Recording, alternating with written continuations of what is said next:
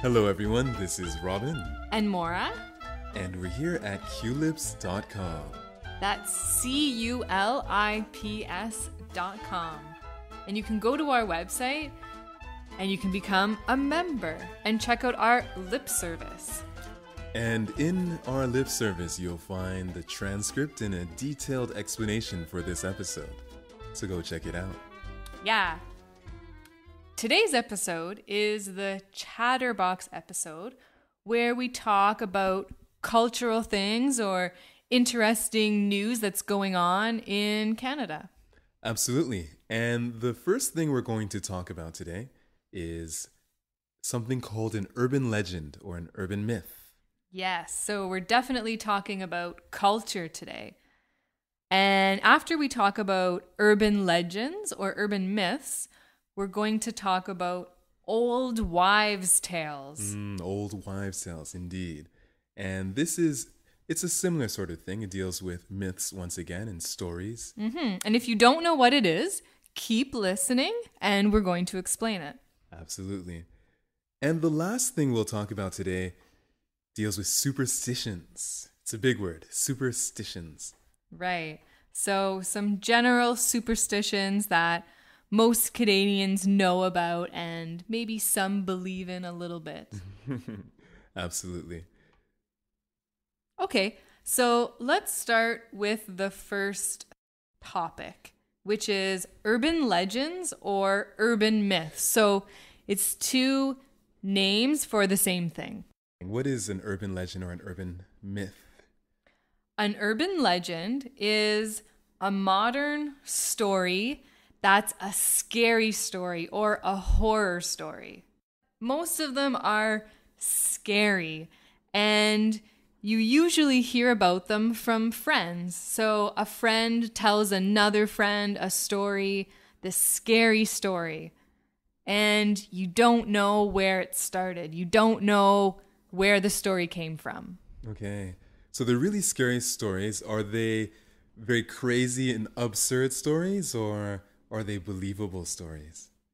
Well, they're just a little bit believable and a little bit unbelievable. So you don't know whether they're really true or not. Okay. That's the trick. Where might people talk about urban legends or urban myths?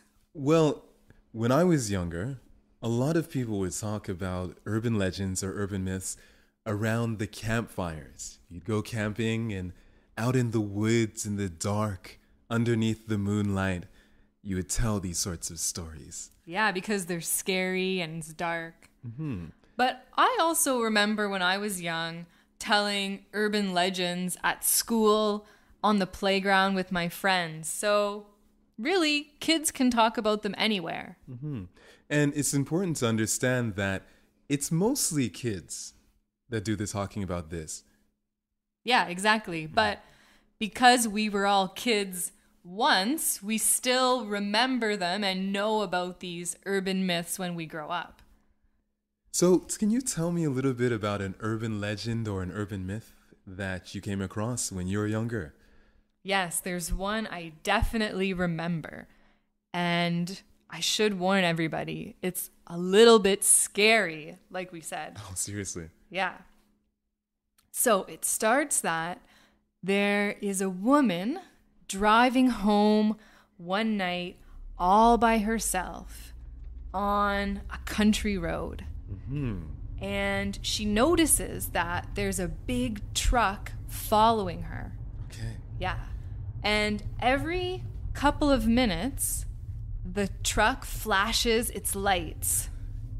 Right. So this woman starts to get a little bit afraid and worried about this truck that's following her and the driver who's flashing his lights at her. What did she do? Well, she gets really nervous. She starts to panic, but she decides to just drive home as fast as she can. And she goes up her street and the truck follows her.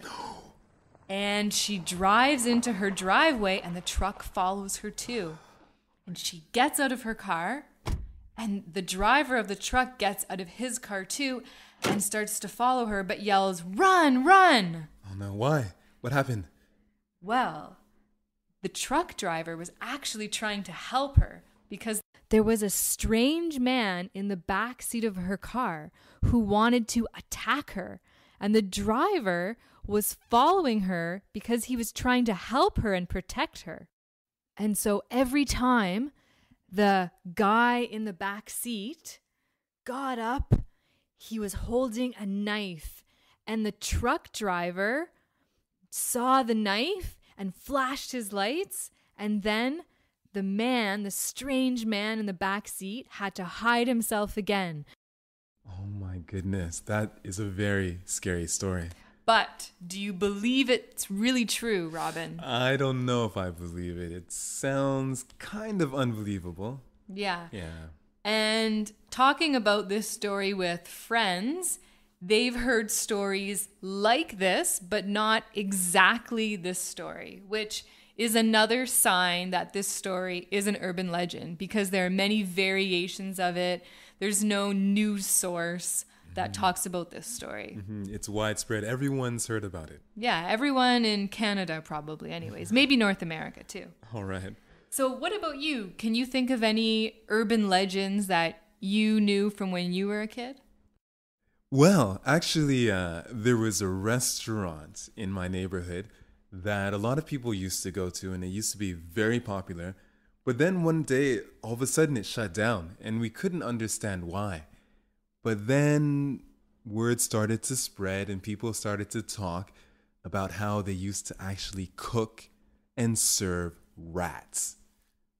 You know what's funny? I think I heard the same story about a restaurant in my town. No. Yeah. Seriously. Which makes both of these pretty unbelievable. They're probably both urban legends. Yeah, exactly. And if you want to know some more urban legends, you can go to Lip Service and we'll list some more stories that are classified as urban legends. Definitely, so check it out.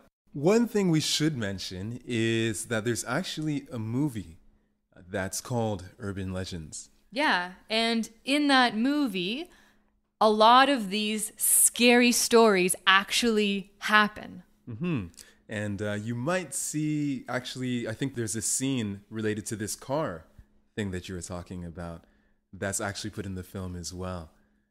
Yeah, so if you want to learn more about urban legends and you're not too scared, you could watch this movie and find out what some of the North American urban legends are. But definitely make sure that you're not someone who gets frightened very easily. Yeah, or watch it with a friend during the day. During the day. And sit very close to them.